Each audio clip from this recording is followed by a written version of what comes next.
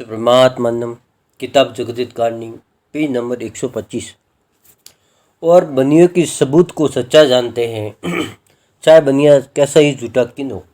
परंतु तो भी राजा बादशाह बनियों को ही सच्चा और ईमानदार जान के गरीब से रुपया दिलवा देते हैं और गरीब के सबूत को गौर नहीं करते। जिसकी खास वजह यह है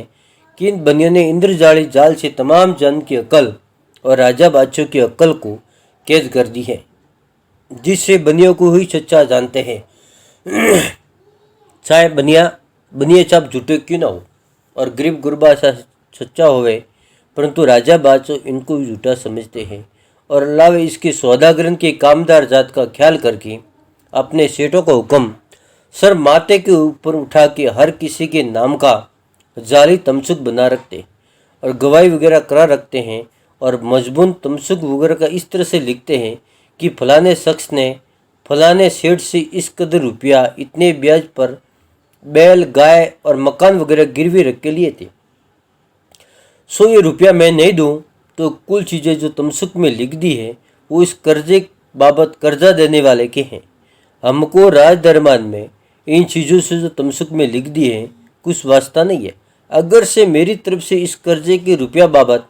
राज दरबार में किसी तरह का उजर करो तो मैं राज का गुनहगार हूँ। सो ये बनिए ऐसे ऐसे कागज झूठे जाल साजी के बना लेते हैं, परंतु राजा बादशाह जब भी इन सौदागरन को सच्चा जानते हैं और गौर नहीं करते हैं, सो ये राक्षसी पाप का सबब है और कोई बात ऐसी नहीं है जिससे तमाम जान की अकल फिर जाए। सो सिर्फ इंद्रजाल की ही माया है और इस जाल से ही सबका धन काबू में कर लिया है और दूसरी विलायतों में जो धन है उसको भी अपनी हिकमत से काबू में किया चाहते हैं, क्योंकि दूसरी विलायतों में भी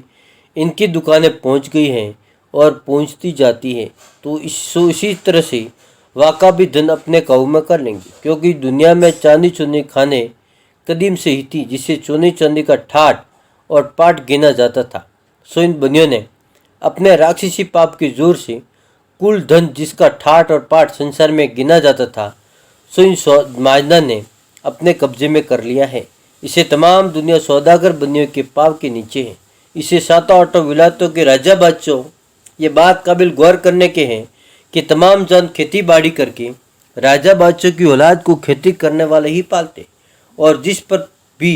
हजारों तरह की बैठ बेगाज को हाजिर रहते हैं और करते हैं। सो इन लोगों की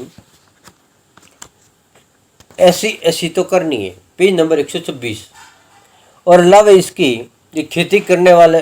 रात दिन जानवरों की तरह से मेहनत करके कमाते हैं और तमाम जान को पालते। सो इन लोगों की मेहनत को देख के तो ऐसा ख्याल करना चाहिए